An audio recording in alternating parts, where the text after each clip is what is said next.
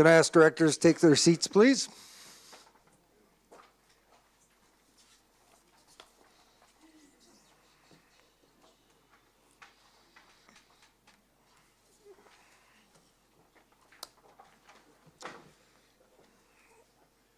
I'd like to welcome everyone to the regular board meeting of the Cowichan Valley Regional District for Wednesday, November 28th.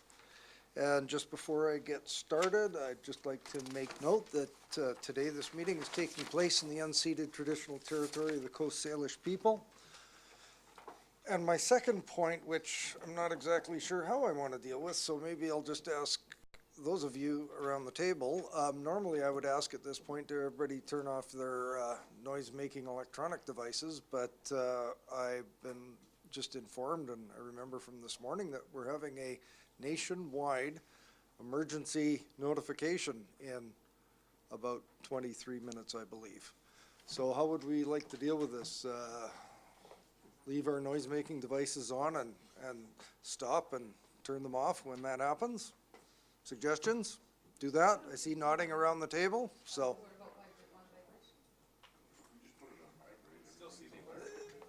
Okay, fair enough. Put your phones on vibrate, please.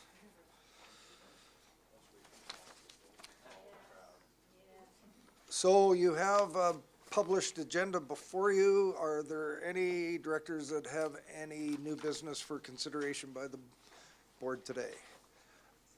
Director Smith. Under new business, I would like to add appointments to the Area G Saltair Community Parks Commission. Just for clarification, is that under closed new business? Yes, under closed new business. Thank Mr. Barry, make note of that. And Director Smith, or Wilson. Thank you, Mr. Chair. Under new business closed session, I would like to bring forward members for the APC for Cobble Hill, Area C. Thank you. Any other new business? Motion to approve the agenda as amended. Moved by Director Stone, seconded by Director Sebring. Call the question. All those in favor? Those opposed? Motion carries.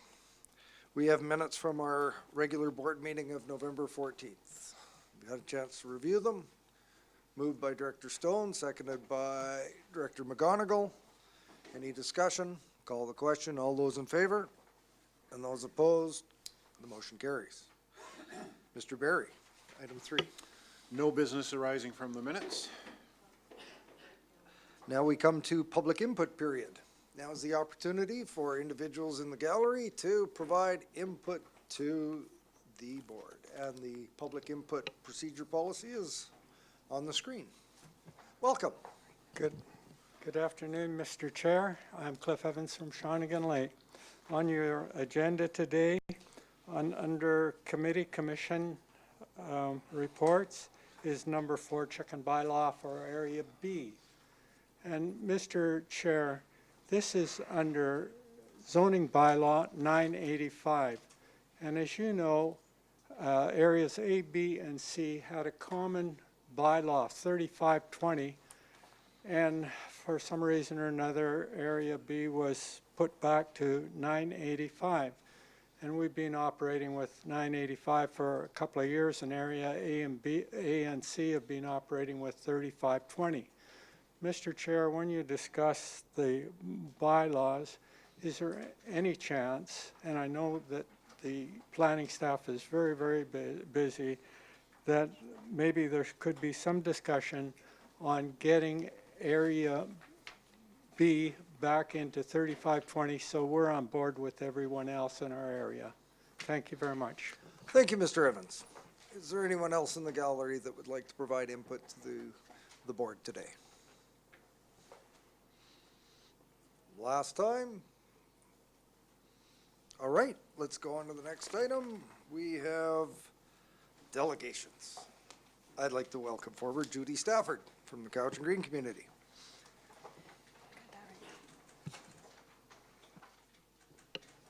Thank you.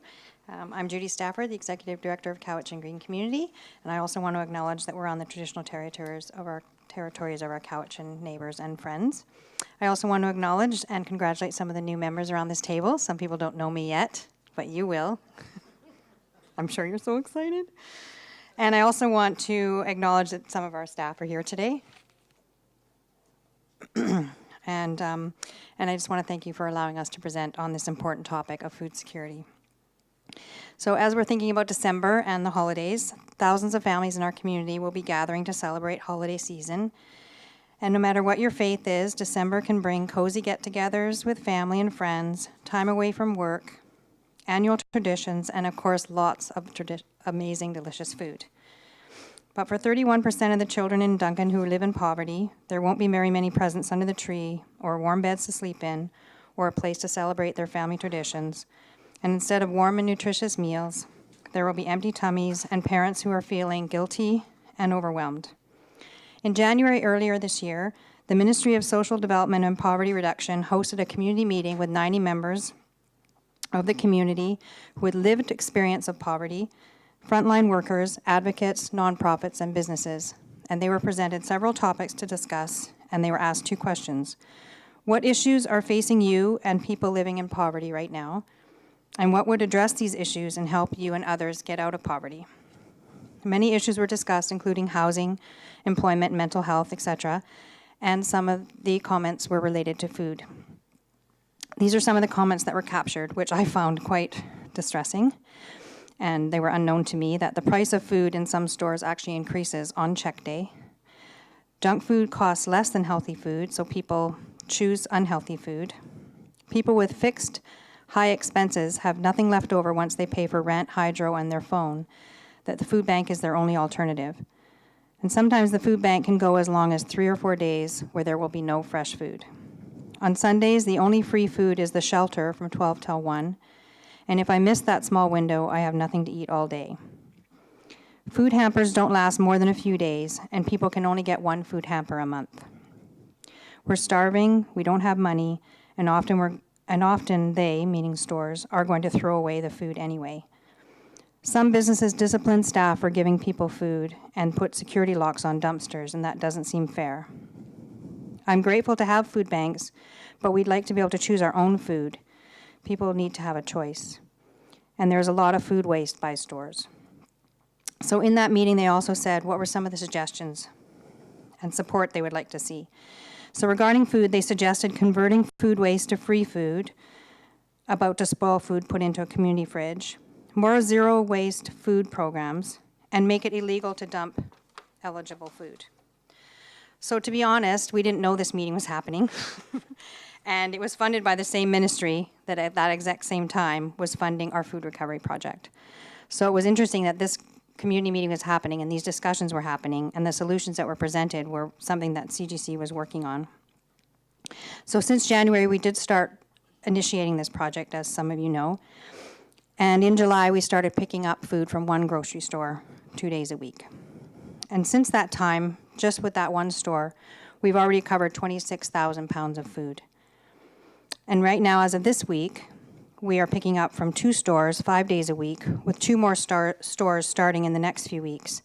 And by the end of 2018, we estimate we will have recovered and redistributed somewhere between 50 and 60,000 pounds of food. So all of this amazing food was going to waste before we initiated this program. So the majority of that food is going to local food providers, including the food banks, House of Friendship, Healthiest Babies, Clement Center, Nourish Cowichan, Chemainus Food Banks, etc. And during the Healthiest Babies Possible program that's offered at the House of Friendships on Thursdays, the staff have met dozens of young families who are so excited to go through the boxes of fresh food, stuffing their bags with fruit and vegetables that normally they can't afford. And just last week, we also started to deliver to Penelakut Island, and the response was overwhelming, with hundreds of pounds of food getting picked up by the residents within an hour of it arriving. So we're also starting a low-cost grocery store, which will be opening this Friday. You're all invited. Because we feel there are lots of people in our community who do not access the food banks and who still cannot afford to shop at the regular stores. So to come and have dignified choice at our food shop will be an option for people. And we also want to thank you again so much because you were one of the first funders out of the gate to support this project with your $40,000 grant and aid, where we purchased our van, which has been running around the community picking up and delivering this food. And also yesterday, we signed off on an Eco Action federal grant for $100,000 to support this project till March 2020. And we also received a second year of funding from the Ministry of Social Development and Poverty Reduction, which started in October. So we will be running this funding until October 2019. So since Cowichan Green Community started working on food projects in 2001, setting up the first community garden in Centennial Park, we feel like this is the most impactful program that we will ever have done for this community. And so I'd like to introduce you to Nate, who's the project supervisor. Thanks, everyone. Thanks, Judy. Just to echo what Judy said, thanks very much for the grant in aid. That van is really, really valuable and has been running around all that food all over the community, so thank you. A video I put together just kind of covers the last sort of 10 months in this project. We feel that it's only really scratched the surface. As Judy mentioned, we really are sort of increasing the amount of grocery stores on board and picking up a lot of food over the next few weeks, and then into next year, hoping to get as many grocery stores on board as possible. This project wouldn't have been possible and to progress as quickly as it has without a really incredible team. And so I'd just like to acknowledge some of those members that are here with us today representing. And without further ado, I'd like to present the video.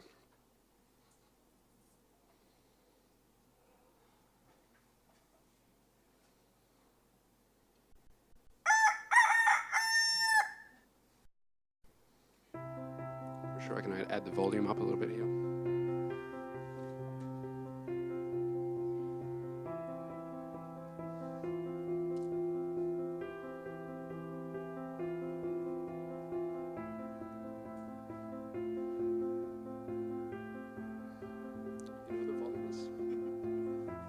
That guy.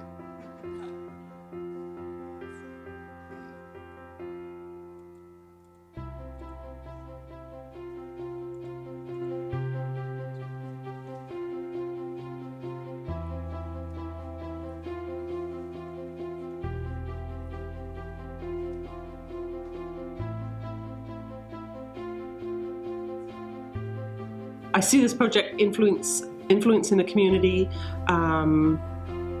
When we make drop-offs at different service providers and the families are there with their bags and they get to choose what they'd like of the recovered food and how excited they are to try new things and try new products to go home and share it with their families.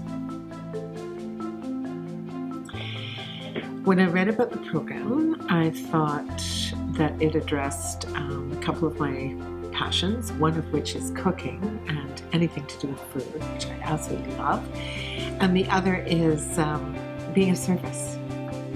It's important because it addresses a huge issue in our society, which is food waste. And it's not just food that's wasted, but all the resources it took to produce that food, so the water, the land, the labor, etc. And it provides a way of using that waste in a very, very generous and productive way in feeding the hungry.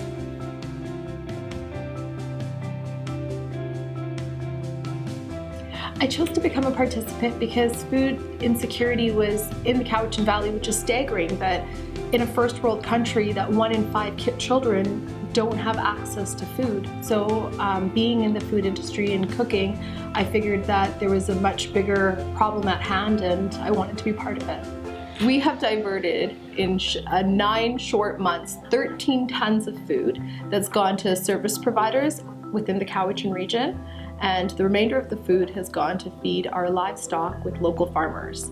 And proudly, nothing has actually gone into landfills. I see it affecting it in such a positive way, and I see that on a daily or weekly basis by offloading food to the healthiest babies possible or the Basket Society, because you see the look on people's faces and the gratitude that they have for something that was about to go in our landfills. I've seen it impact the community a lot of different ways. Right from the beginning, we were trying to start these collaborative community partnerships with a whole range of people, everyone from food banks to juice companies to supported living centers. A really neat one that we started a partnership with is Hope Farm Recovery Center, and that allowed us to start our distribution center. So there's a bunch of folks out there who are receiving support, and we see them now being included in our project as well. So that's been really nice to see. So we have two programs here. We have both the soup kitchen, where we feed about 200 people a day, as well as our hamper program. So the vegetables have made a real difference with our bottom line. We used to buy potatoes, carrots, and onions, and now with the food recovery program, we can offer many different kinds of vegetables. So their hampers are far more nutritious than they were 6 months ago, and it has made a huge difference in the folks and what they are able to eat and cook. I think that the general community in particular are really struggling right now with their food budgets, and so being able to come here and shop or to supplement their food has made a big difference. It's also made a difference, I think, in the community as far as the businesses. They become much more aware of how much that they are destroying or getting rid of. So the fact that there is a truck that goes around and picks up and delivers it to different communities has made a huge impact, not just with here, but with the lunch programs and the community dinners and everything else that goes on to feed the folks. Obviously, food's really expensive these days. Does it really help you out? Yeah, no, it helps us out. We have 2 kids, and my daughter really loves fruit, and fruit is one of the most expensive parts of grocery shopping for us. So for us to be able to come and get some fruit free, yeah, it really helps with her lunches and keeps us healthy. She has a bit of a medical issue where she has to have a lot of fruit and vegetables in her diet, and that's one of the hardest things is fruit. And you know, we can feed vegetables to her, but she needs about 6 to 8 servings of fruit every day, and that's one of our hardest things.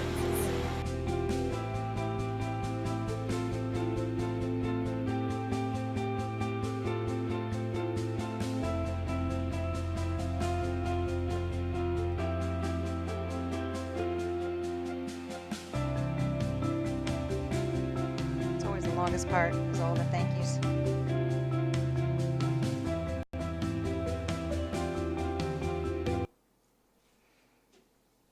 Thank you. Do you have any questions?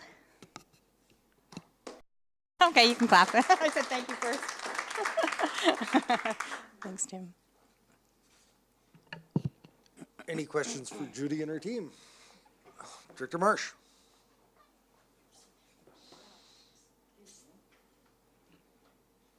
Thank you, Mr. Chair, and thank you, Ms. Stafford and your staff. And I think I say almost the same thing every year when you come with 1 or 2 new projects. And how many projects have you launched since 2001? Lost count. Right? Don't know. So for the new directors who don't know, CGC a number of years ago purchased an old hotel in the core in Duncan and turned the rooms into affordable housing for people.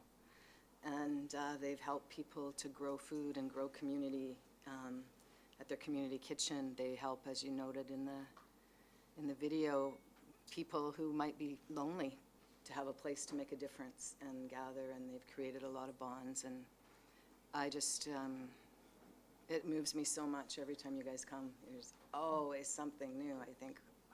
And they've leveraged so much of the money that local government have donated. It's just incredible. So I just wanted to give a plug, because you said at the end of the video to support this program and the connection. And I'm one of the number of, I think there's many not volunteers, but donors. And you can donate monthly, and they can take it right out of your bank account, and it can be just like $10 or something if that's all you want to do to help support the poverty that's happening in so many levels in this community. So thanks so much. Thank you. Director Kuhn.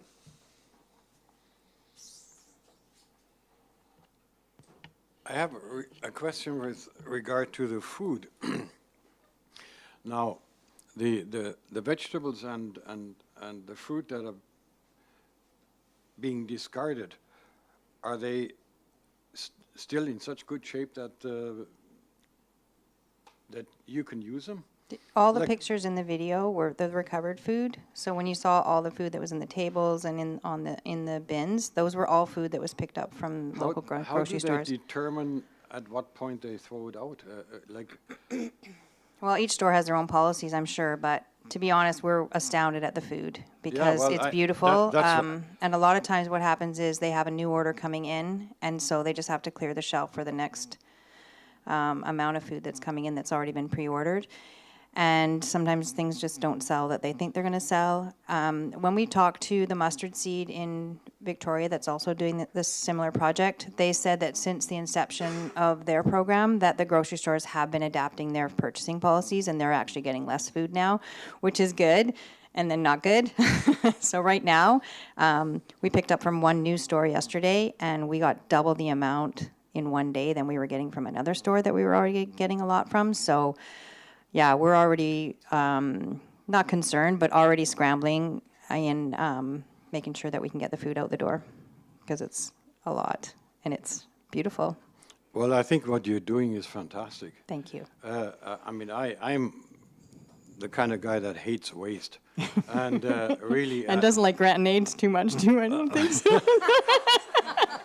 So, thank you for... That No, van has been amazing, absolutely I must amazing. congratulate you. That's excellent what you're doing there. So anyway, thank you. Thank you. Now, there's a delegate who's comfortable at the lectern. Director Wilson. Yeah, you kind of did. Thank you, Mr. Chair. Thank you also for your presentation. It's Thank very, you. very good. You've only got the 2 stores which are supplying you with food produce at the moment? Well, they're different chains, so we've signed an agreement. Okay, sorry, sometimes the stuff is like, we've signed an agreement with Thrifties now. So that's who we started with, Thrifties here in town. And the Thrifties in Mill Bay, next week we're gonna start with them. Okay. And we haven't really signed it yet, but Country Grocers in Mill Bay. Oh, okay, good. And Right. soon Country Grocers in Lake Cowichan, who was the first one to the table, actually. Good. Yeah. Thank you. Director Sebring. Actually, my question's been answered. I noticed that the grocery stores weren't acknowledged in the credits, but I was just wondering who it was. Well, when we made the video, we hadn't signed the contract yet. So it was all in the hush-hush, but they definitely are. Director McGonigal. Thank you very much, Judy. Okay. They were in the credits. To see you again. Thank you. Thank Nice you to for see your you. presentation. Just a comment, if I may. I've seen many of your presentations, and I thank you for those. One of the ramifications of your food program with the stores implementing different purchasing powers may implement a lowering of purchasing power for the consumer if there isn't that waste. Would you agree? I'm not sure I understand the question. So for the amount of food waste that they are currently incorporating, Right. and by reducing their delivery of that product, may that have implications in lowering the cost of that food in the future? So they're Well, not I don't think ordering- costs ever go down. they're not ordering But as waste. they're paying to get their waste removed sometimes now. So the idea is for the stores that they don't have to deal with that waste. They don't have to pay to compost it, get it taken away. So I would like to think that, again, longer term, that they are adjusting their purchasing policies and are actually wasting less food. And so would that translate into a consumer reduction in costs? I'd like to say so, but, Well, we can all hope, can't we? well, you can talk to Bob. Former Councillor Day. Former yes, Councillor Day, yes. sorry. And I'm proud to say that Country Grocery in Lake Cowichan was one of the first ones who did jump on board. Absolutely. Oh, there's the alert. We should all run. Thank you very much. That's one way to get me to stop talking. Okay, we've all been notified. And I guess we'll go to alternate director. Order, everybody. Director Bomford to close, please. I got a question recently from just someone in the community. Are you the organization that takes excess garden produce and apples? Yes. And that kind of thing? Yes. too? We've been doing that for 11 years now. Okay. Mhm. All right. I Through our Fruit directed Save them to program. you, so that's, and how much of an impact does that have on? Well, this year we gleaned 10,000 pounds of fruit. And last year was a terrible year. The year before, 18,000 pounds of fruit. So, yeah, that project is pretty significant. And again, most of that fruit does get redistributed to the homeowners, the pickers, and emergency food providers. And do you do garden Yes, we will. produce too? Yep, that's less common, but we have gone and gleaned at farms, et cetera. Mhm. Thank you. Thank you. Different program and perhaps a good reason to come back and talk about those another time. Okay, So, we'll be back in February. thanks so much, Judy. All right, thanks so and, much. Maybe let's give them another hand for showing up and all the great work they did. Great job. Next, I'd like to invite up to the lectern Maurice Primo from our friends at BC Assessment. And I just want to preface this a little bit by saying, come on up, that we do an awful lot of work in around these tables to ensure that our budgets are tight, and we do a number of things to do work on behalf of the taxpayer. And our friends at BC Assessment do an awful lot of work too that ultimately may have a bigger impact one way or the other on what they end up with in their tax bill in June. And it's helpful for us to understand that the work that you do. And I was at their booth at UBCM and asked if they were still doing the road shows, and so here they are today. So Maurice, the floor is yours. And Mr. Chair, it's our understanding that the presentation will be longer than the 10 minutes? Is that okay with folks, or do we need a motion to extend it? We would need a motion to extend. Moved by Director Stone, seconded by Director Acton. All those in favor? I see no opposed. Excellent. Thank you for the reminder, Mr. Barry.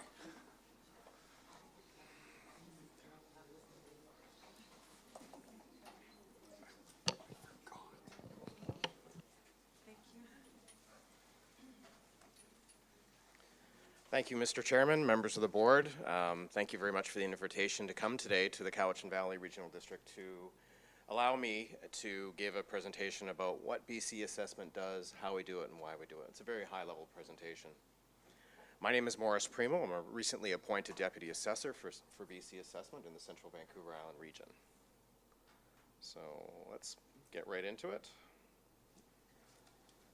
Morris, could I ask you to just sort of either stand behind that or point it towards the computer a little more so that the people at home are able to hear your comments?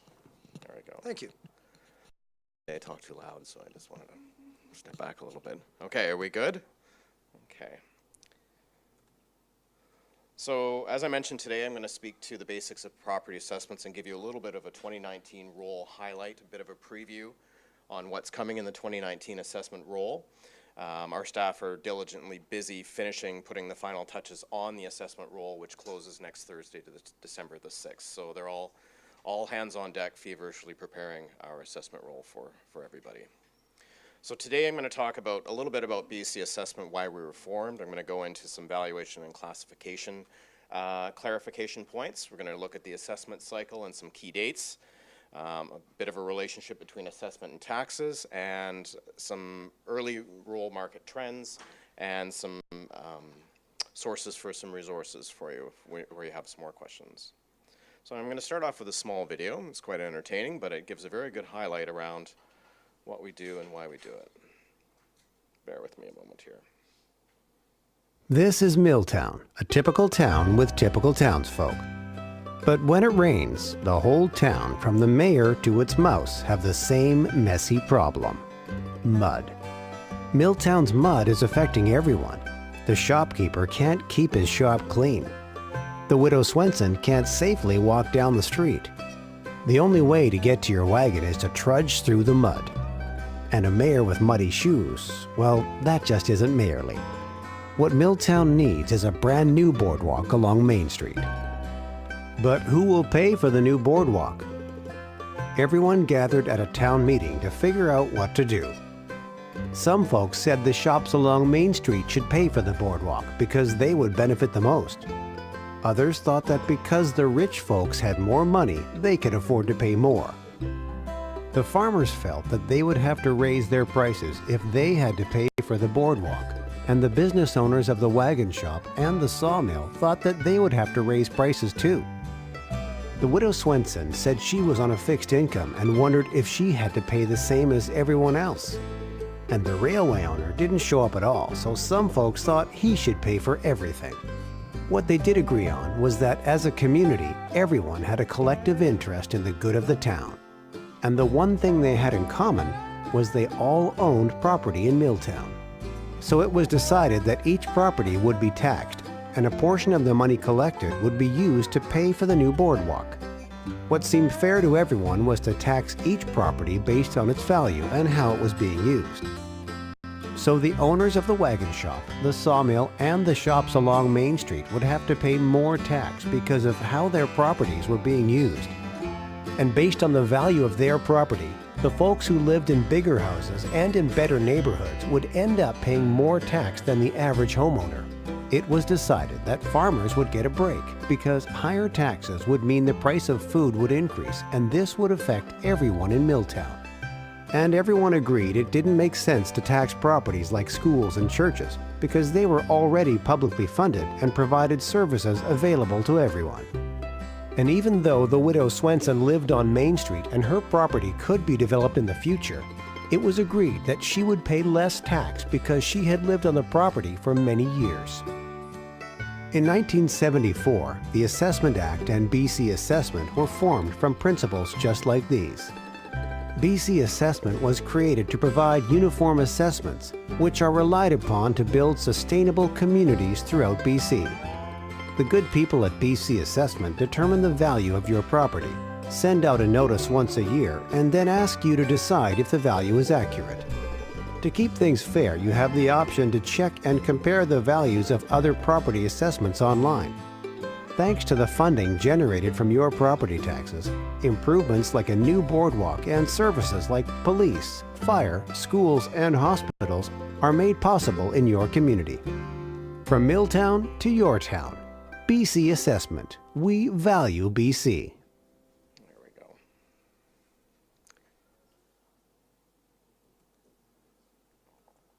Take a second here.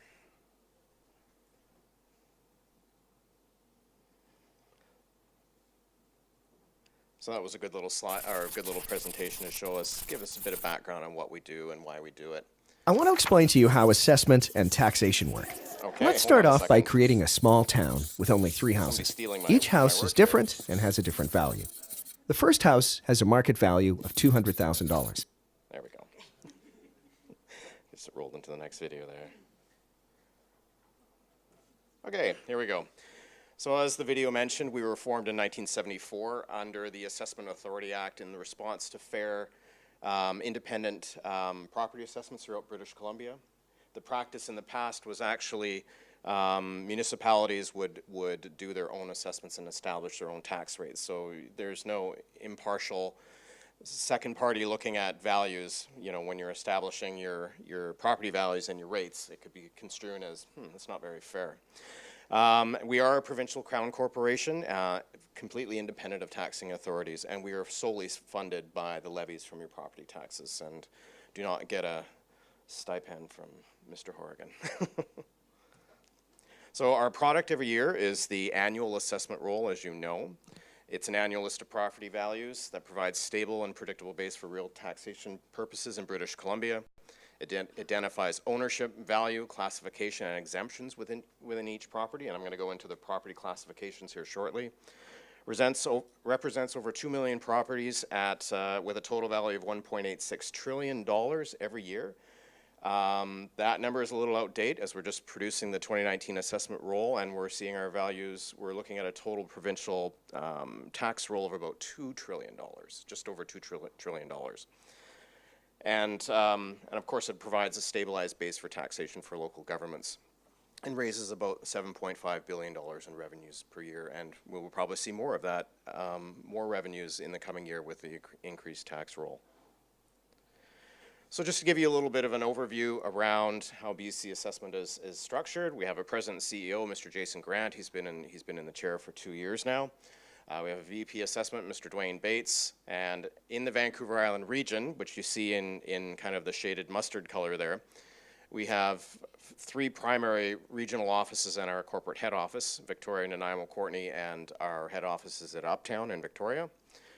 Your Vancouver Island management team consists of Tina Ireland, your assessor, and deputy assessors, Jerry Marola and Cynthia Wright reside in Victoria. I reside in Nanaimo, and then we have Christopher White in Courtenay. And as you can see, we have 6 different assessment regions throughout British Columbia. So how do we value different properties? So property value is as of July 1st of each year, and this might be, you might already know this, but we look at residential and commercial sales for those particular property types to establish a value as of July 1st. Your residential and your commercial tax bases are the biggest tax contributors to your overall tax roll. Residentially, about 80% of your tax roll is residential, and commercial makes up about 10%. So it's quite a significant contributory value to your annual tax roll.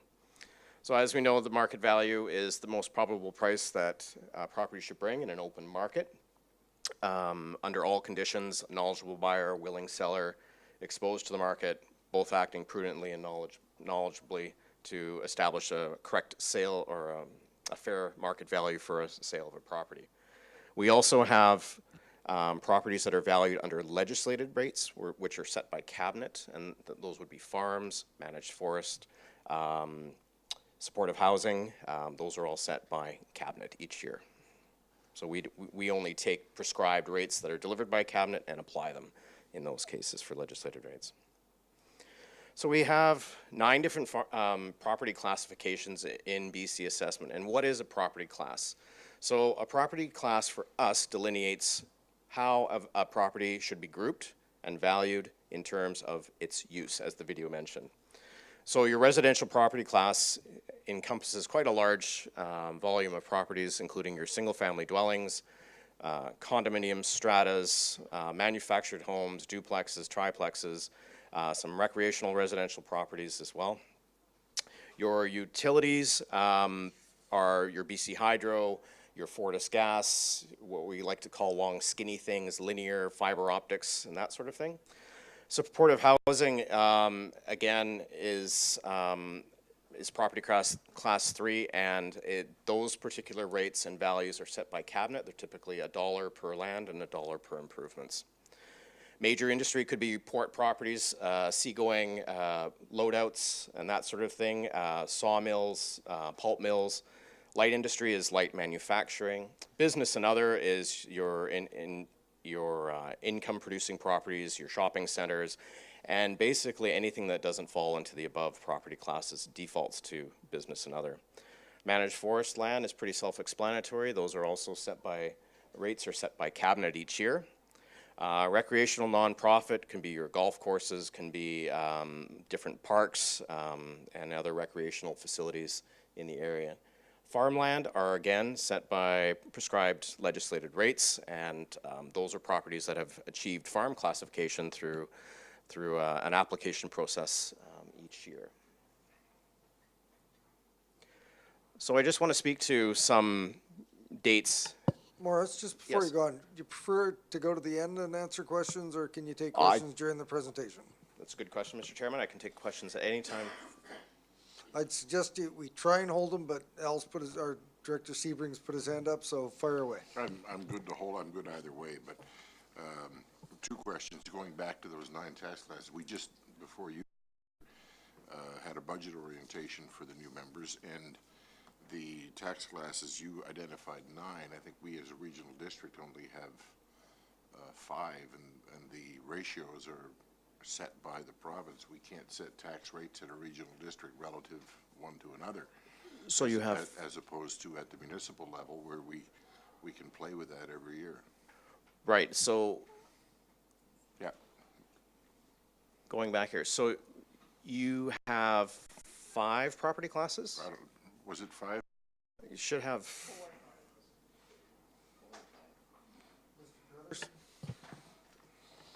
Yeah, she had 5 listed, but through the chair, she just have neglected to put the managed forest lands in the recreation nonprofit. I think it was more for illustrative purposes. And these are set by the prescribed property class regulation, through legislation. So these are the 9 that we operate under provincially. And the other question I have, and there was a resolution that went to UBCM a couple of years ago with respect to the business class. Okay. The notion that perhaps there should be some consideration of further fine tuning that a big box store like Walmart might want to be, that municipalities might want to have the option of assigning a different ratio to that than to the mom and pop corner store, but right now they're all lumped together. Right. Is there any discussion about that happening at BC Assessment? There is no discussion around that at this time that I'm aware of. And there's no prescription within the regulation to apportion them out that way under our, right now, that for was the our point of direction. the resolution was, can we change that? I think that would have to be a collective push from local governments to our current government to change the legislation. We did that at UBCM. I'm wondering where that is. I don't have an update, but I can find out for you and get back to you if you like. Thank you. I'll just make a note here.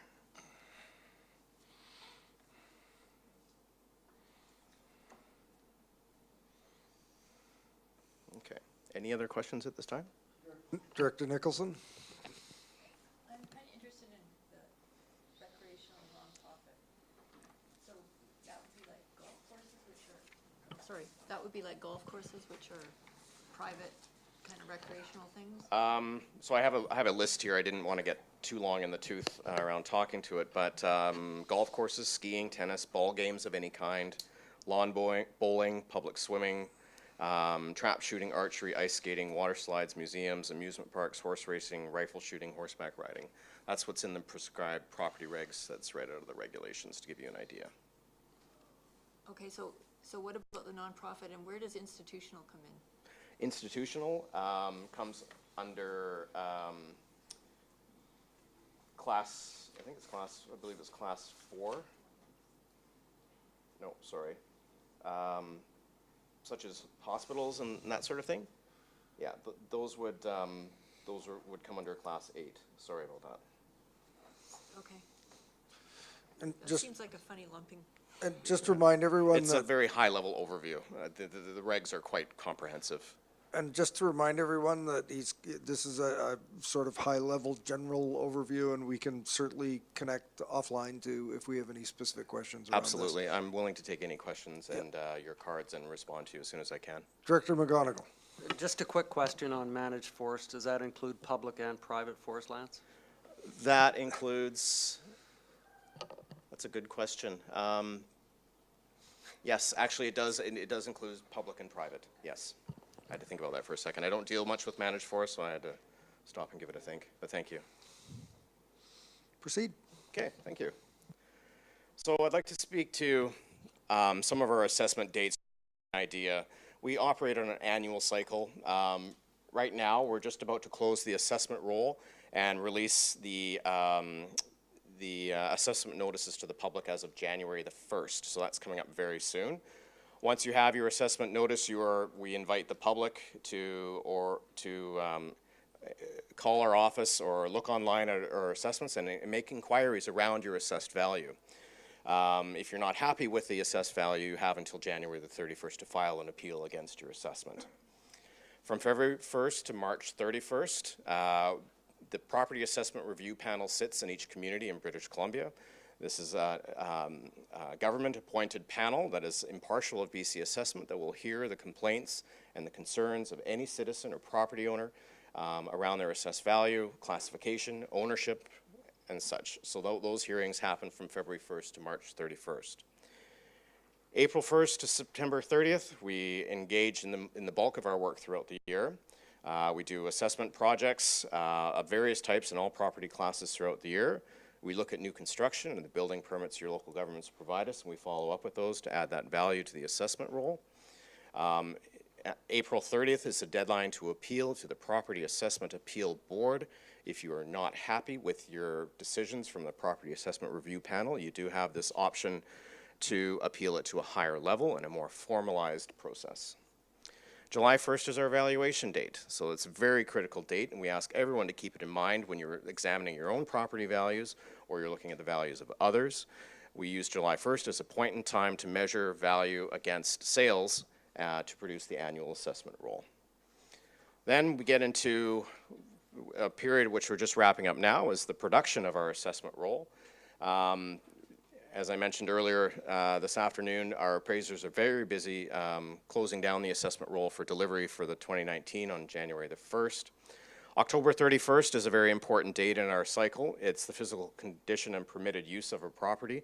So if a property is under construction, say, a brand new house, we look at what state of completion it is for October the 31st, and we value it accordingly for the roll. Permitted use goes to what the permitted use of the property is as of that particular date. If it changes afterwards, then that'll be reflected in the following roll year. November 30th, ownership as of land titles records is what we produce on the roll. December 31st, our notices are mailed, and ownership as of December 31st is the date for liability for taxation. So if you sold the property prior to that to a new entity, then the new entity would be responsible for the taxes. Okay. So the basic formula that is used is we create the assessed value in the form of an assessment roll. We provide it and we share it with all of our local governments, and that is your tax base. The property rates that you prescribe are then applied to generate property taxes. It's a pretty simple formula, but we find that we have to explain this quite often to property owners. They don't see the correlation between what we do and the local government, so we share this formula with them. Okay. So, impact of changes in assessed values on taxes. So as you can see there, somebody's upset that their taxes have gone up 15%. I can't afford my taxes to go up 15%. So typically when we see values that are below the average change in property class, your taxes are likely to decrease. If they're similar to everybody, your taxes won't change. And if you're higher than average, of course, you will likely see an increase. The biggest thing comes around in a rising market where we see a 20% increase in values, and everyone's upset, and they come to panel and they exclaim that they feel their taxes are going to go up 20%. But we try to convey the message that if everyone goes up relatively the same, then your taxes should be about the same as well. The deviation from that is if you do, very simple example, if you do a major renovation to your home and say your value's gone up 40% or something, you've added a big addition, you've renovated it so it's new, you can expect your taxes to go up higher than what the typical market value did. And conversely, the opposite, if you've demoed a property or if it's got issues that we're not aware of and we can adjust it, then yeah, your taxes will probably be less than everyone else based on your value. So the taxation system that we have in place and the distribution through the property classes is the best way that we can distribute the burden of taxes throughout the province. Any questions? Okay. Okay, so as I mentioned, we're just about to close the assessment roll on Thursday, but I've put together some statistics around what we're seeing in market movement right now. So for the Cowichan Valley Regional District, includes the electoral areas of Duncan, Ladysmith, North Cowichan, Lake Cowichan by property class, and based on the preview roll date of the end of October, we're seeing about a 0.7% increase in new folios to the assessment roll. This would be due to creation of subdivisions, boundary extensions, changes would change the folio count for the roll. Looking at rough numbers, we're seeing about a 13.5% increase in the total value of the assessment roll for all of the combined areas. Of course, we will release the assessment rolls to each area, and it'll be broken down by region and electoral area. Non-market change, quite a significant increase over last year at 42%. I'm going to get into non-market change in just a second. Local governments call this extra money beyond what a market increase would be. So this is all your new construction and such. But I'm going to get into this next so you have a more clear picture of what non-market change is, because that is a bit of an unknown out there. So non-market change, oh, sorry. Sure. Mm-hmm. That's the increase in the number of taxable homes or businesses? That's the increase in the total assessment roll for all electoral areas. This is very high level. So this is the Cowichan Valley Regional District. So all the electoral areas plus Ladysmith, Lake Cowichan, North Cowichan. So the total value of the roll for all those areas is up about 13%. And that's due to market and non-market change. So that's, whoops. No. Yeah. It's a reflection of market and non-market change. And hang on Yes, for just a second. In future, Director Wilson, comments through the chair, please. Any other questions? No, it's, first get authorization to talk, then turn your mic on and turn off. Cheers. Proceed. Thank you. So non-market change specifically is new construction, demolitions, creation of new subdivisions, which will also generate new folios, zoning changes, boundary extensions, property class changes, and exemption status changes. So this is all change to your assessment roll, your tax roll, that is not market driven. So we delineate the two, and some local governments look at this as gravy because it's indifferent from what they might understand. Our market, our residential market's up about 10%, or our tax roll might go up 10%, you know, hypothetically. But then too, there's all the non-market that also contributes annually. And our mandate is to have 95% of new construction, non-market, permits, et cetera, on each and every assessment roll going forward. So that is our commitment to the local governments, to make sure that when you issue a permit and we receive it in a timely manner, that we will get it on your assessment roll to help build your tax base. That plays into your non-market. So some very high level changes in market this year for all the electoral areas. I'll have the other communities coming up here in just a moment, but you can see it's been quite a stable increase among the electoral areas, between 10 and 15% roughly for residential property classes. Commercial's up about 5 to 10%. And this is looking at a roughly between 65 and 80% of the folios that are in each electoral area and how they've moved this year. I'll leave it up there for a moment if anyone wants to just glean it a little more. Good. So, and then we have for the City of Duncan, the District of North Cowichan, Ladysmith and Lake Cowichan, we have some high-level market movements that we're seeing so far for the 2019 assessment roll. And again, it's sampled from roughly 65 to 80% of the folios in each property class. Okay. Again, it's very high level. You'll have more succinct numbers coming out in the next couple of weeks once we close our roll. So you're not happy with your assessment. You've given us a call and you feel that the value needs to be challenged in front of an independent panel. These are your next steps. So we invite everyone who gets an assessment notice that questions their value to call us. We have appraisers on staff that are available to help and speak to the market areas that your property may be located in, and they will answer any questions that they can around market value. If you've had that conversation, which we invite, and you're not happy with your assessed value, then we move to the next stage, which is filing an appeal against your property assessment. This is a legislated date that we cannot move on, so a lot of people leave it to the last minute, and I do not encourage that.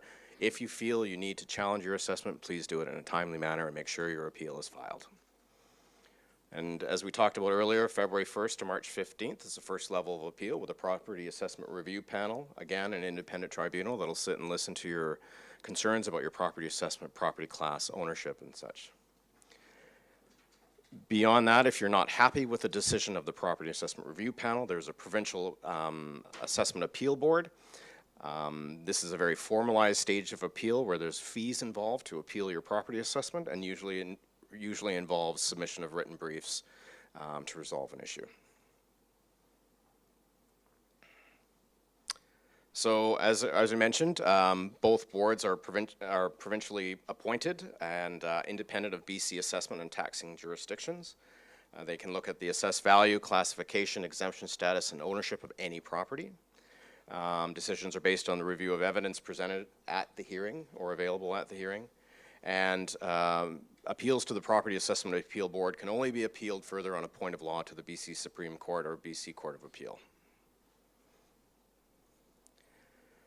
More resources about everything we do, fact sheets, classification, assessments by address, market trends, maps, and stats are all at our website. I invite you to take a minute and go see our website. We've put a lot of effort over the last 5 years to make this a cutting-edge website. We actually, if you can see, it's kind of hard to see, but on the top right corner you can see login register. You can now create your own private account, so you can go in there, you can create a list of folios that you want to use as references for your assessments. It'll actually save that in your preferences, which we did not have last year. It's an excellent tool that we're always continually developing for improvement.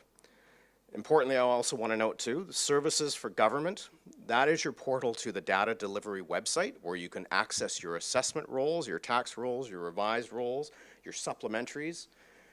All of those can be accessed through For Government link, and you create an account and then you can access it with your credentials, and then you can access that information. And of course, old-fashioned, pick up the phone and give us a call. Okay. Again, that was a very high-level, brief presentation, but I invite any other lingering questions at this time.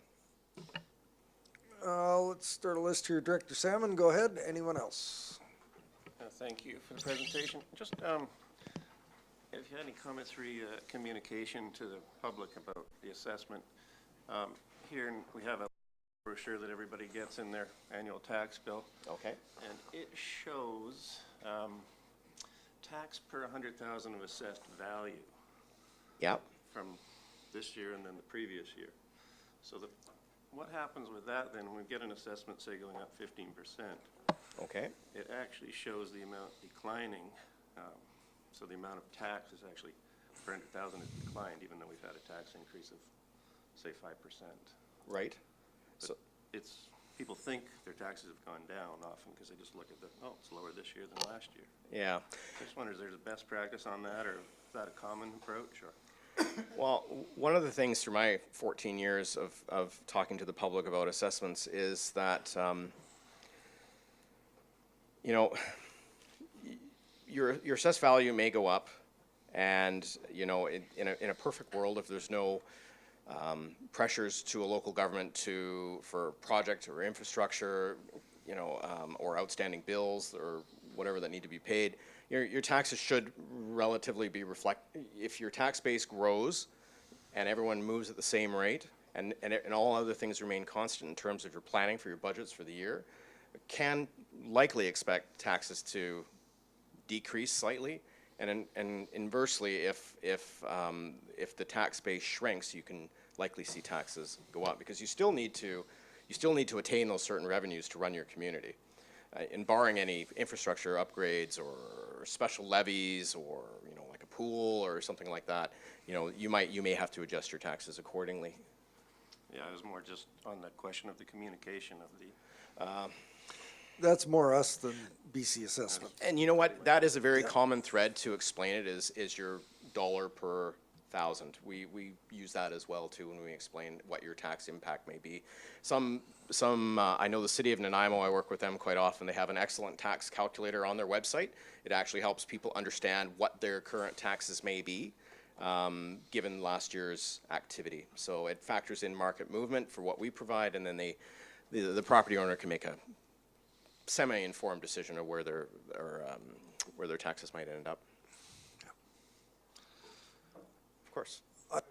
Quick question for you, and this is more for the electoral areas than most, but I would strongly suggest that when you come back next year, hopefully we'll have you back next year, that you include you've got residential and commercial other. Yeah. In my electoral area, the commercial other is no relevance whatsoever, really. Okay. I want to know what the PMFL is being charged at, because it's 50% of every dollar that comes into, 50 cents of every dollar that comes in from my electoral area.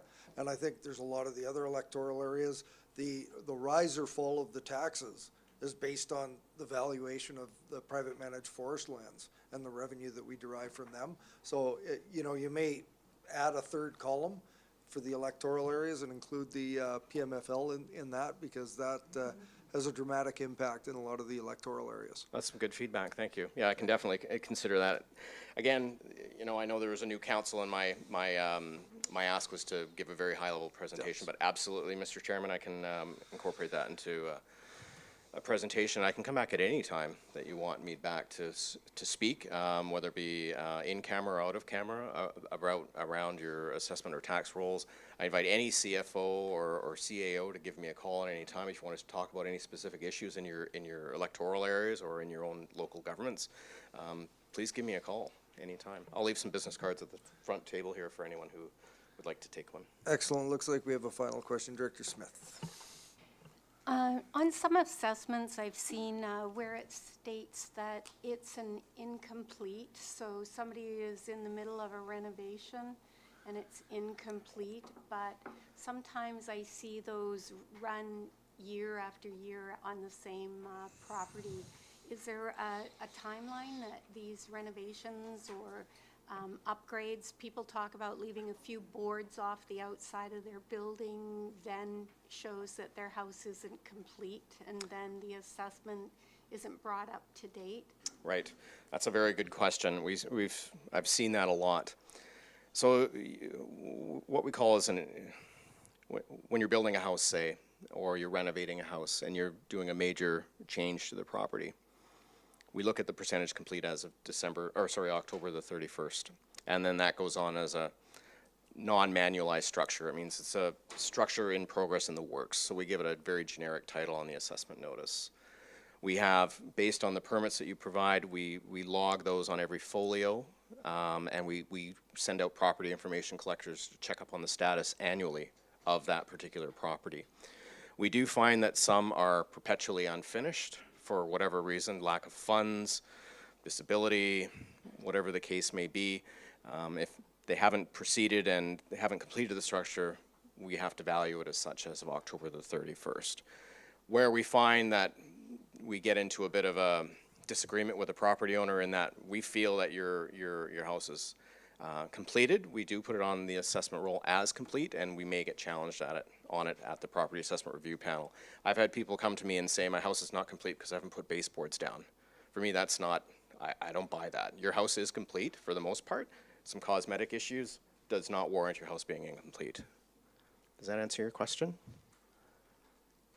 Yes, I just, what is the issue on the outside of the house, and how much percentage has to be finished to be considered, you know, because I see people that are leaving portions of the outside of their house and letting it, and then that indicates they're not complete, yet everything else is totally finished. Well, the siding and the integrity of the exterior of the home makes a big difference in the value, because it's about energy efficiency, water ingress, heating, cooling. It does have an impact on value, and we have to look at it from a case of what would the market bear to buy this house that's unfinished. If it's perpetually unfinished and it's very like cosmetic things, we'll put it at fully complete, and we'll change that classification to a single-family dwelling or such. But some, I have seen too, you know, properties that don't complete portions of the house. We do have a prescribed list of a breakdown of, you know, from digging the ground to getting plans to final stages of 100% complete. So we look at that and we establish if, you know, if the siding isn't done, it might be 95% complete. So we'll put 95% of that value on the assessment roll each year. Yeah, and we have conversations with the owner too around where they are with their renovations, especially if it's ongoing, like more than a couple of years. Seeing no other hands, I want to thank you very much for your presentation today. It's excellent information. I hope directors have gleaned some additional knowledge on our assessment system, and thank you very much for coming today, and look forward to you coming back another time. Thank you, Mr. Chairman. And again, I have some business cards at the front.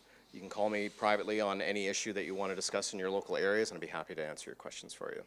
And as I mentioned, the assessment roll is coming out in a few days, so I'm sure there will be some questions for me. You bet. Thank you. Thank you. Mr. Barry, next item, report from the chair. Could you please begin to hand out the assignments? So I'd just like to begin while this is being passed out. I want to thank all of you for making the time to meet and discuss what some of your goals and priorities were. That helped a lot. I also want to thank you for your flexibility. Everybody came forward with what was important to them and also stated that you're flexible and would work where best served the board's needs and your community's needs, so that was important. I'd also like to note that there's more to come. I think that a number of you spoke with me about the idea of a finance grant review committee, and there will have to be further discussions at the corporate services as to how we want to create that, who we want to populate it, and what form it would take, whether it be a subcommittee or something else. And lastly, I'd like you to all understand and appreciate that this lineup has been very carefully considered right up until this morning. I've looked at this with Vice Chair Acton. I've spoken with the CAO, and there's had to be some tweaks and some adjustments within the organization to best meet the needs of this board and this committee structure. And I acknowledge that not everyone will have the opportunity to serve in the role that they may have liked to, and you may be challenged to serve in other areas. So with that, I have the number 3, 4, 1, and 2, which I'm presenting to the board and are established as such. It's the RC2 and 3 that will require resolutions of the board. Mr. Barry. Mr. Chair, for the public, perhaps you should announce your 4 standing committees. I will do that. We'll start with number 1. Corporate Services Committee, and that will be discussing the terms of reference are matters of a corporate and administrative nature, including topics such as budget, audit, human resources, policies, governance and bylaws, technology and procurement. And all of the directors will be serving on the 3 committees, 3 of the 4 committees. This will be chaired by Director Marsh, and Director Kuhn will be the vice chair. Electoral Area Services Committee is all the electoral area directors, and we've previously discussed this, but this was all items of electoral area nature. And Director Yanni DiNardo will chair, and Director Nicholson will vice chair. Item number 3, Regional Services Committee, dealing with all topics and issues of a regional nature, including items such as 911 public safety, First Nations relations, asset management, big one, environment, economic development, and solid waste. Chair will be Director Stone, and Vice Chair is Director Staples. And 4th is Community Services, and these are matters and topics related to a sub-regional or regional electoral area nature, and it's being developed as we speak in areas of facilities, transit, parks, and trails. So there's some new stuff in this. And as I said, recreation facilities, arts and culture, sports, tourism, parks and trails, and transit. Director McGonigal will chair that committee, and Director Acton will be the vice chair. And other than electoral area services, all directors will be on all of those 3 committees. Next, Mr. Barry. Yes, Mr. Chair, I see that you are putting forward your recommendations. This is RC2, and these are the external appointments, and some are internal as well. I'm thinking the Parcel Tax Review Panel, but these require a motion of the board. The chair recommends, and you would put forward and make these specific appointments. I just want to point out, number 5, the Island Coast Economic Trust, that's automatically the chair. Their constitution, their makeup says it is the chair of the board. We've listed Director Morrison here so that we have it all in one spot. So the appointment actually wouldn't be that one. As well, one of the TAC representatives, Treaty Advisory Commission, you appointed Director Morrison last week at the last board meeting, so he could attend the first meeting. So your appointment today would be, in this case, Director Marsh and Salmon under number 10. Would you like me to read these out, or will you read them out, Mr. Barry? They're your recommendations, Mr. Chair. It's recommended for the Association of Vancouver Island Coastal Communities Solid Waste Committee. It's a special committee on solid waste. Director Yanni DiNardo. Our Communities Health Network, Directors Marsh, Toporowski, and Smith.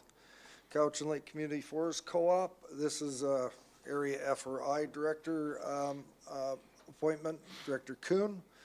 Couch and Watershed Board, Director Yanni DiNardo, Director Nicholson, and myself. Number 5 is mentioned, ICE-T. Number 6, Island Corridor Foundation Member Representative, Director Stone. Island Health is, again, myself. Municipal Finance Authority, Director Sebring, with Director Wilson serving as alternate. And number 9, Municipal Insurance Association will be Director Kuhn, with Director Smith as alternate. Treaty Advisory Commission representatives, directors, we're adding Director Marsh and Director Salmon.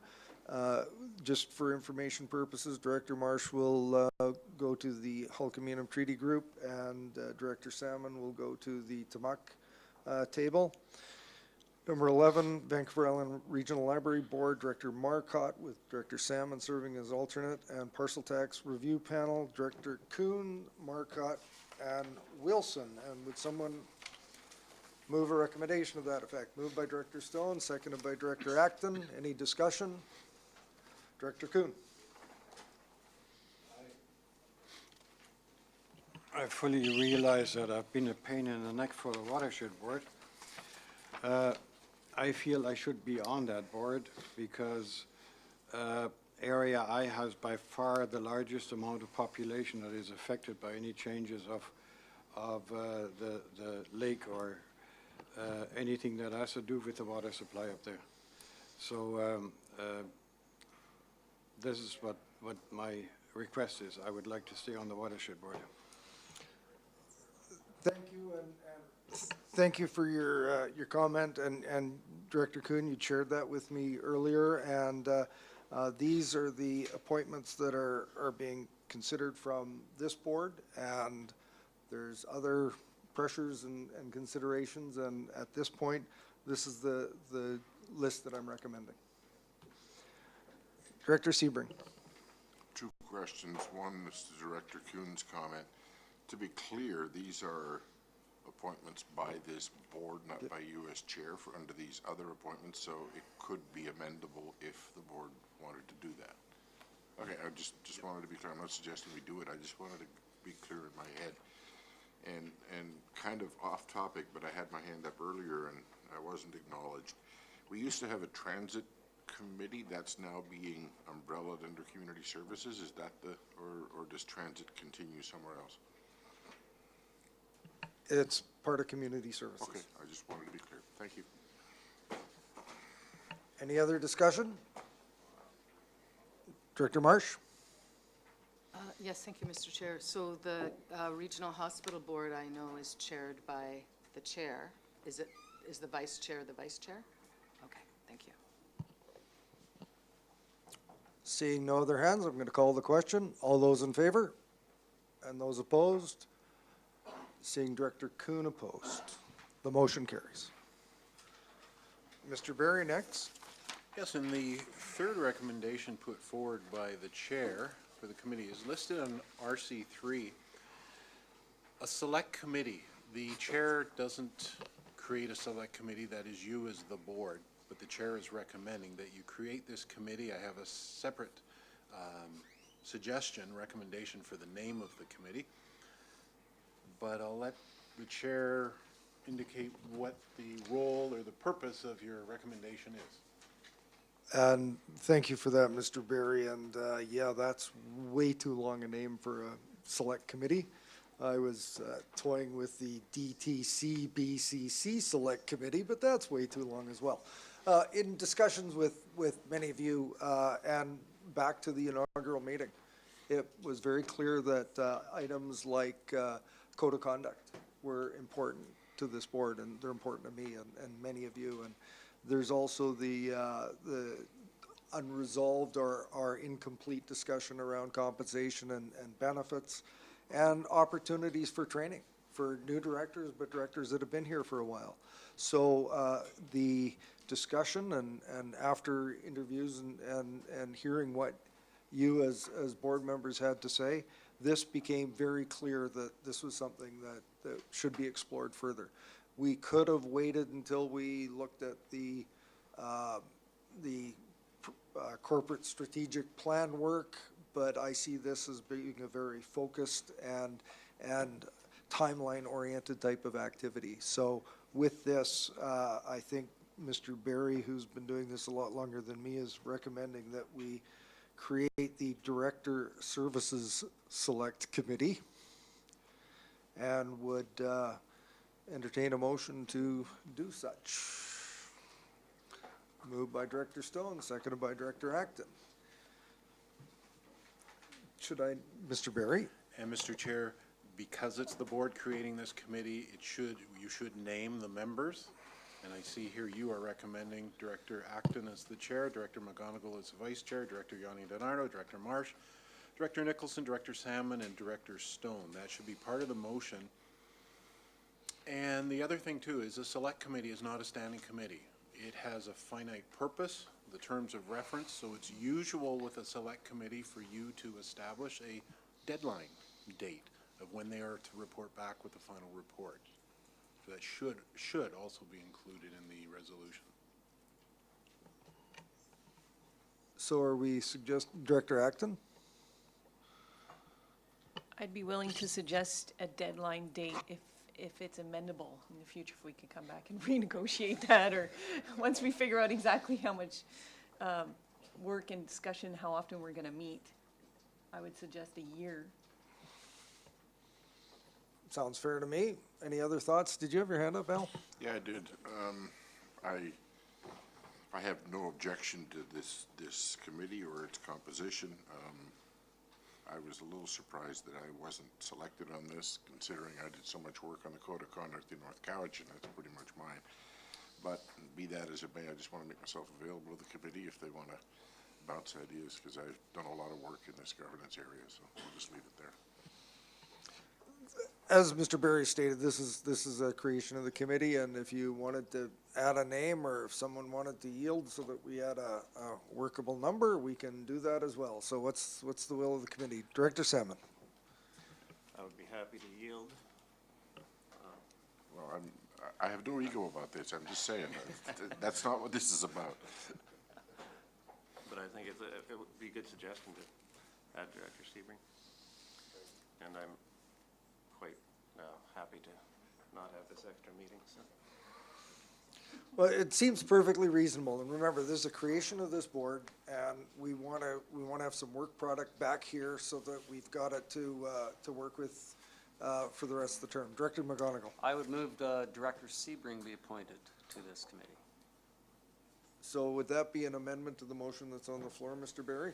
Or you could do it as, Mr. Chair, you could do it as a friendly amendment. Because Very well. I haven't really heard anybody put forward the names yet. I read them off, but you could include that. Let me take a stab at it. So that we would have, as committee members, Directors Acton, McGonigal, Yanni DiNardo, Marsh, Nicholson, Sebring, and Stone, with Acton as chair and McGonigal as vice chair. And that was moved and with a deadline to report back in 1 year. We're looking for a seconder. Seconded. Director Acton. Well, that puts 4 municipalities and fewer electoral areas, and I think a lot of the issues are very electoral area focused, so I would like to encourage someone from electoral areas to join the committee.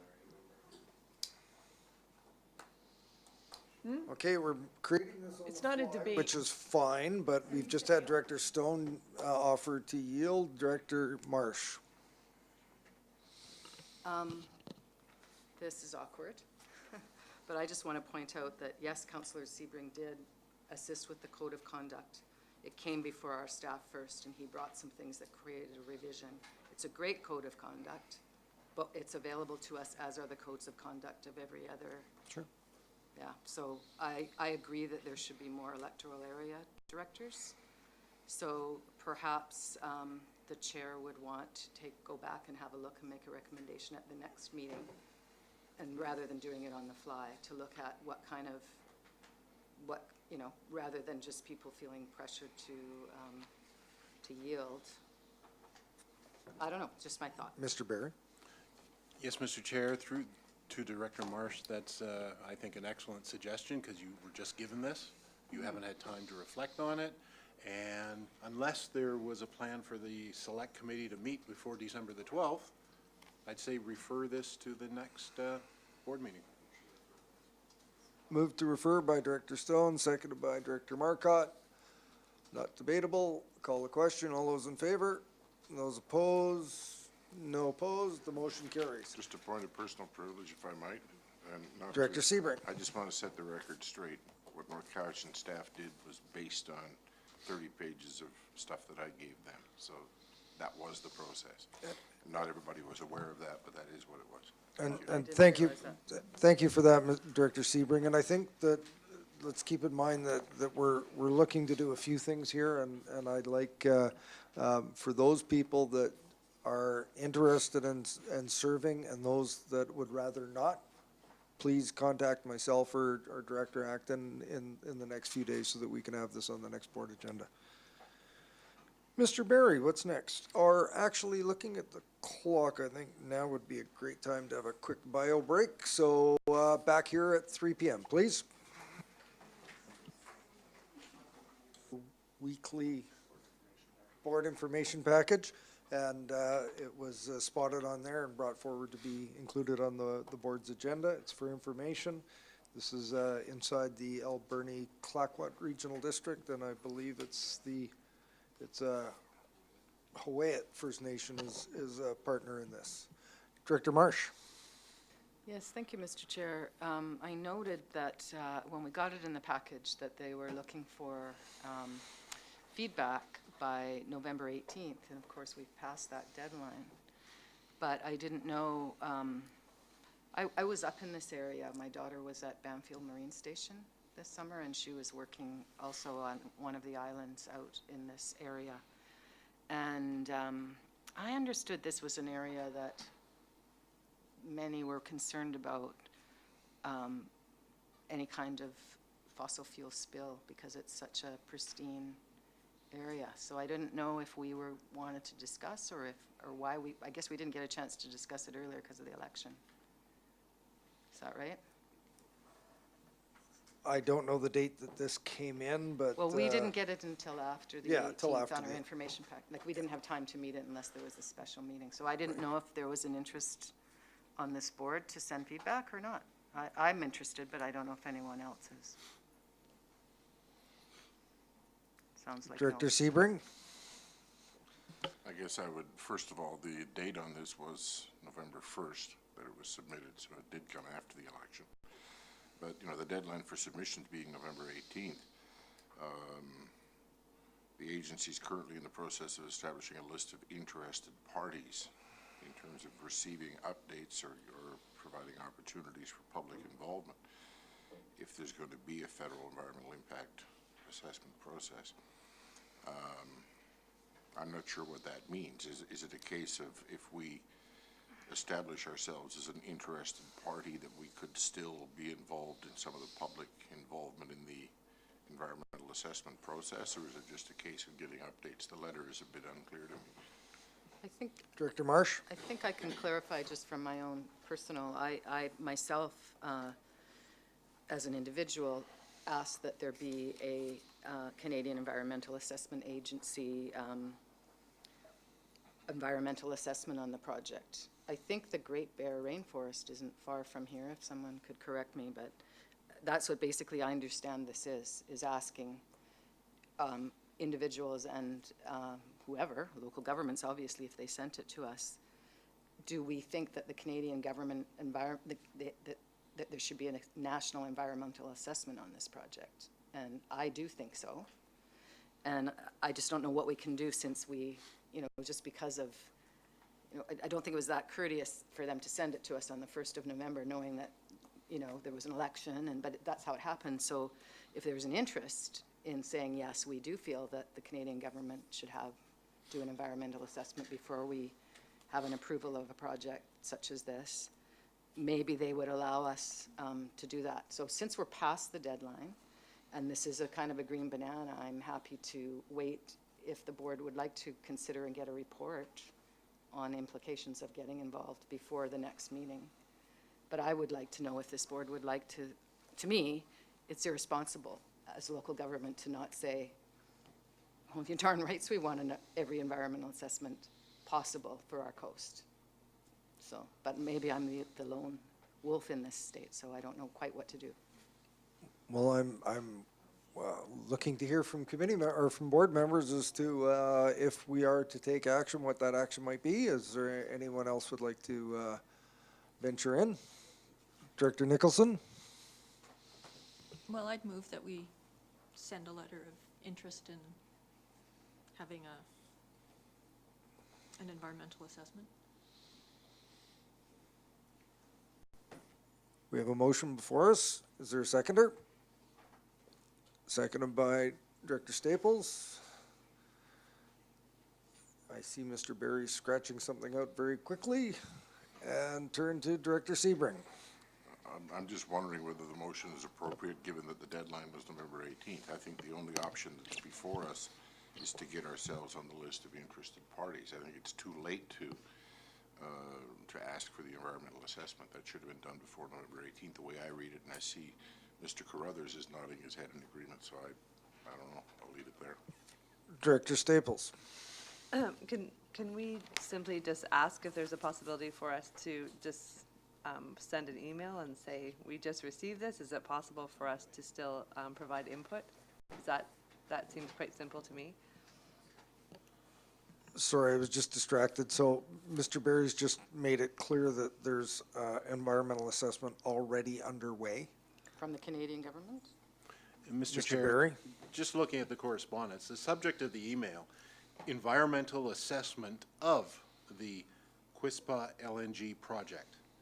And then on October 26th, down in the second paragraph, the Canadian Environmental Assessment Agency commenced a 45-day screening phase. So this is To determine whether a federal environmental assessment should be required. I know this, sorry, Mr. Barry, just respect. Go ahead, Director Because I Marsh. I got this letter and I sent it. And my answer as an individual was, yes, of course I think it should be. So in other words, the Canadian government is considering not doing an environmental assessment, which I think is a mistake.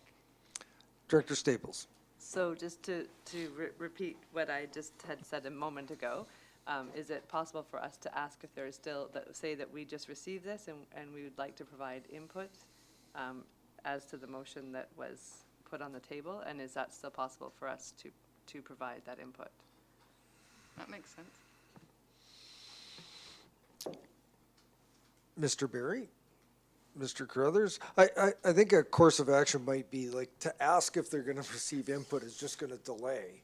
And we now have a motion on the floor saying, let's provide input. So why don't, if the board agrees, why don't we send forward input that says we want environmental assessment? And I think we also would like to be interested parties as well.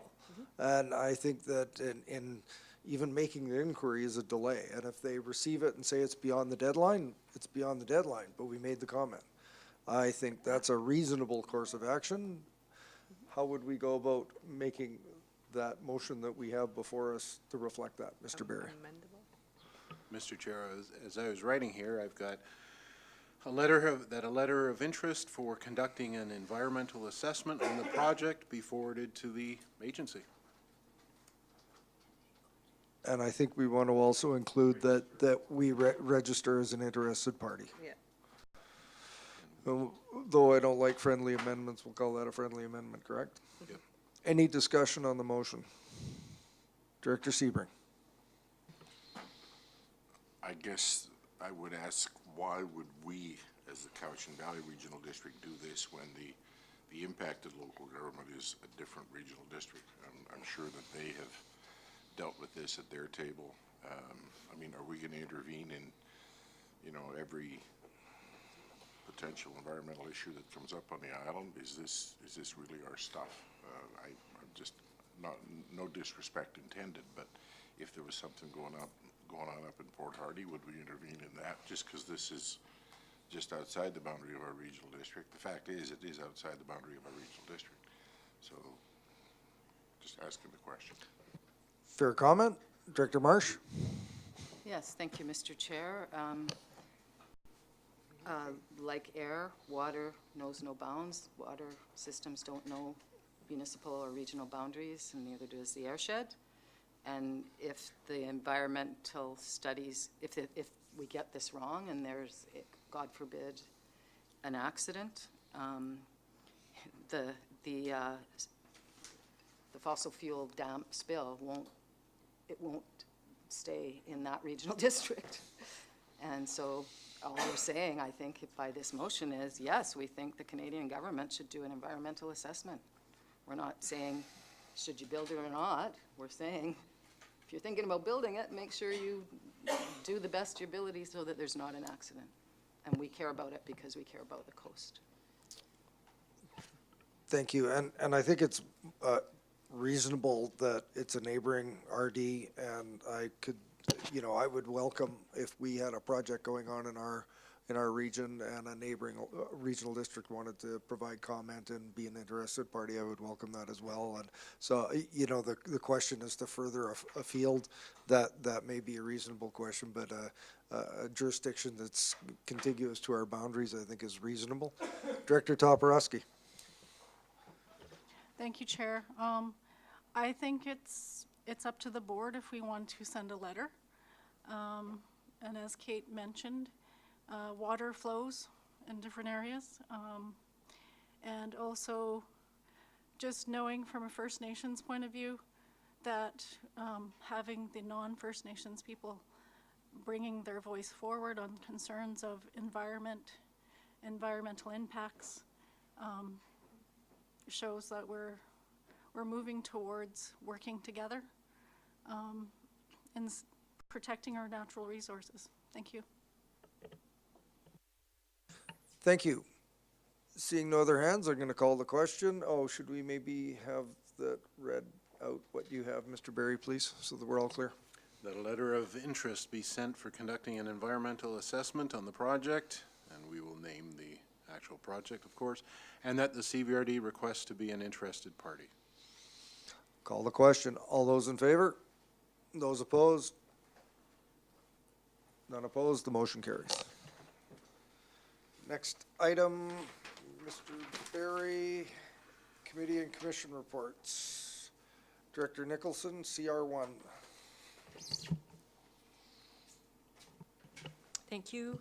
The report and recommendations of the Electoral Areas Services Committee meeting of November 21st are first, that application number DVP 18104 by Cowichan Lake Holdings Limited in the Cowichan Lake District, Plan VIP 82490, except P parts in plans VIP 84239 and VIP 87272 be approved, and the minimum parcel frontage requirement in the LR 8 zone be reduced from 250 meters to 60 meters. Secondly, that the updated official community plans for electoral areas E, Cowichan Station, Satlam and Glenora, F, Cowichan Lake, South Scotts Falls, and H, North Oyster Diamond be considered as part of the official community plan harmonization process. 3, that the existing draft planning work for Satlam, including a single set of policies and map designations and zones, be included in the electoral areas Cowichan Station, Satlam, Glenora, and Cowichan Lake, South Scotts Falls local plans as part of the harmonization and ultimately modernization process. And 4, that an amendment to the electoral area B Shawnigan Lake zoning bylaw be drafted that conforms to the South Cowichan zoning bylaw in respect of chickens, and that no bylaw enforcement action be taken on the matter of backyard chickens until this is being completed. Thank you. And you're moving those items? Seconded by Director Acton. Any discussion? Director Marcotte. Thank you. I would like to take and take it off the table, the second item in that category there, that Area H, Northwest Diamond be considered as part of the official community plan harmonization process. My area hasn't had a, Hang on just a sec, Director Marcotte. Mr. Barry, how are we going to Mr. deal with Chair, this? They've been moved The and proper seconded. procedure on this, when you have, say, like this case 4, you're just asking that number 2 be withdrawn, pulled for now. The explanation. No, now's the time. Now's the time. So you're going to pull it. So let's deal with 1, 3, and 4 at this point. Any discussion on 1, 3, and 4? And this is electoral area directors only. Seeing none, I'll call the question. All those in favor? Mr. Chair, I did not hear a seconder. I actually didn't hear a mover either officially on that. To pull 2. I move 1, 3, and 4. Seconded by Director Acton. I thought we did that. I'll have to look at the tape. I'm going to call the question on 1, 3, and 4. All those in favor? Those opposed? None opposed. The motion carries. Item 2. Director Nicholson, will you move that? I move number 2. Would you like me to read it out again? Nope. Is there a seconder? Director Staples. Director Marcotte, would you like to comment on number 2? Sure she can. She can. It's better if she doesn't. Better if she doesn't. I understood she could. Do we have a seconder from the electoral area ranks? Director Salmon. Director Marcotte, the floor is yours. Number 2. Thank you, Mr. Chair. I would just like to give my community an opportunity to understand what this is about, and I have not had a active either APC or the Parks Commissions. I would like to have time for us to understand what's going on beyond that, so I would like to, at the very least, put this on hold for another chance at it the next time, so that my community can be as involved and engaged as everyone else is. And I would move that. Can I ask you to hold that for just a second until, is it appropriate to hear from Mr. Blackwell? Mr. Blackwell, some clarification on this, please. Thank you. So the harmonization process is just relying on the existing OCPs. There's no additional additions or deletions from it, from that body of work. The communities, as a result, have not been engaged at this point at all. There have been 2 meetings that have been comprised of APC chairs, and those meetings have only introduced very high-level ideas as to what this is about. As we move forward into the new year, we will embark on a bit more of a vigorous process involving kind of a checks and balances process with APC chairs and possibly APCs as well. And then beyond that, the community. So a more robust consultation process for the new year. But we are not at the point of having those community conversations at this point. Thank you, Mr. Blackwell. So I guess my question to Director Marcotte, the outreach and the engagement hasn't happened yet, but I think we're proceeding on this program and this course of action. What's your intent? Is it to have greater input and discussion in your community, which I believe is forthcoming? Oh, thank you, Mr. Chair. Yes, from hearing Mr. Blackwell, yes, it sounds as though we will have an opportunity, and that's what I'm keen about, is to have my community have the same fair shot at understanding what we're doing with this. So I don't have a problem as long as my community isn't left out. Excellent. So we have number 2 before us that's been moved and seconded. Any further discussion? Seeing none, I'll call the question. All those in favor? And those opposed? None opposed? Oh, were you opposed? I saw your hand go up. No? Director Marcotte? No, I'm not. None opposed. Not Motion opposed. carries. Next item, there's no staff director reports. We go to 11 staff reports. Staff reports, Mr. Chair, from the Manager of Public Safety regarding a Community Emergency Preparedness Fund grant application, and there's a recommendation That a grant application be submitted to the Union of BC Municipalities for the Evacuation Route Planning Grant under the Community Emergency Preparedness Fund Initiative. Moved by Director Marcotte, seconded by Director Stone. Any discussion? Seeing none, I'll call the question. All those in favor? Those opposed? That motion carries. Next item, Mr. Berry. We have a number of bylaws on the agenda. The first one up, Bylaw 4209, Burnham Water System Service Amendment, a requisition limit increased, first 3 readings. Moved by Director Acton, seconded by Director Smith. Any discussion? All those in favor? And those opposed? The motion carries. Bylaw 4238, Cobble Hill Village Sewer System Grant Reserve Fund Expenditure, first 3 readings. Director Wilson, would you like to move that? Moved by Director Wilson, seconded by Director Sebring. Any discussion? Seeing none, call the question. All those in favor? And those opposed? That motion carries. And Bylaw 4238 for adoption. Moved by Director Wilson, seconded by Director Acton. Any discussion? Seeing none, call the question. All in favor? Those opposed? None opposed? The motion carries. Bylaw 4239, Cobble Hill Village Sewer System Parcel Tax Roll Bylaw, first 3 readings. Moved by Director Wilson, seconded by Director Nicholson. Any discussion? Seeing none, all those in favor? Those opposed? Motion carries. And Bylaw 4239 for adoption. Moved by Director Wilson, seconded by Director Nicholson. Any discussion?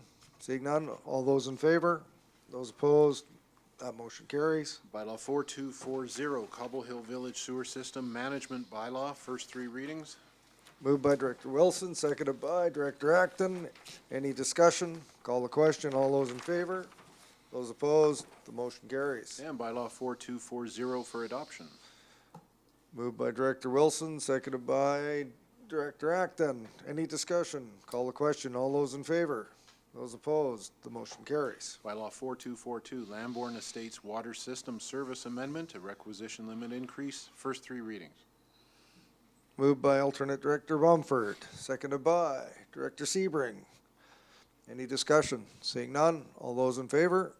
Those opposed? The motion carries. And Bylaw 4243, Mill Springs Sewer System Service Amendment, a requisition limit increase, first 3 readings. Moved by Director Salmon, seconded by Director Staples. Any discussion? Seeing none, all those in favor? Those opposed? Motion carries. And Bylaw 4244, Lambourne Estates Sewer System Service Amendment, a requisition limit increase, first 3 readings. Moved by Alternate Director Bumford, seconded by Director Acton. Any discussion? Seeing none, all those in favor? Those opposed? None opposed? The motion carries. And that's it for the bylaws today. Move all the way down to, there's no open session, new business, correct? It's all closed. Question period.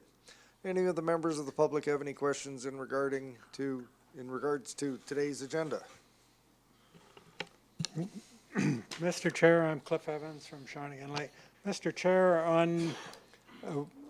earlier I discussed 985 zoning bylaw versus 3520.